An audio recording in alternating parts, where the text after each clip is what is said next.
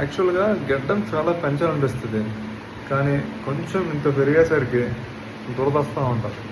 వెంటనే మనకు చిరాకు వచ్చి ట్రిమ్మర్తో మొత్తం లేపేస్తాం. ఇలా చాలామందికి అవుతుందో లేదో తెలీదు, నాకైతే అవుతుంది. ప్రతిసారి పెంచుదాం అనుకుంటా, సేమ్ రిపీట్. ఇప్పుడు మనం ఏఐని అడుగుదాం, జెమినీ ఏఐని.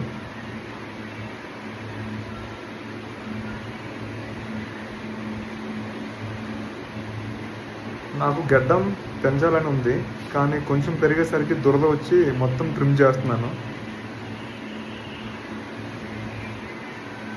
దురద కారణంగా గడ్డం పెంచలేకపోతున్నారని అర్థం చేసుకున్నాను. చాలా మందికి గడ్డం పెంచేటప్పుడు ఇలాంటి సమస్య వస్తుంది. గడ్డం పెంచేటప్పుడు దురద తగ్గించడానికి కొన్ని చిట్కాలు ఇక్కడ ఉన్నాయి. శుభ్రంగా ఉంచుకోండి. మీ గడ్డాన్ని రోజూ కడగాలి. దీనికోసం ప్రత్యేకంగా తయారు చేసిన బియర్డ్ వాష్ లేదా సున్నితమైన ఫేస్ వాష్ ఉపయోగించవచ్చు.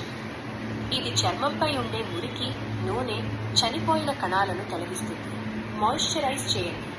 గడ్డం కడిగిన తర్వాత చర్మాన్ని పొడిబారకుండా చూసుకోవాలి. దీనికోసం బియర్డ్ ఆయిల్ లేదా మాయిశ్చరైజర్ ఉపయోగించండి. ఇది చర్మాన్ని, వెంట్రుకలను తేమగా ఉంచి దురదను తగ్గిస్తుంది. దువ్వండి. గడ్డాన్ని రోజు దువ్వడం వల్ల వెంట్రుకలు ఒకే దిశలో పెరిగి లోపలికి పెరగకుండా ఇంగ్రోన్ హెయిర్స్ ఉంటాయి. ఇది కూడా దురదను తగ్గిస్తుంది.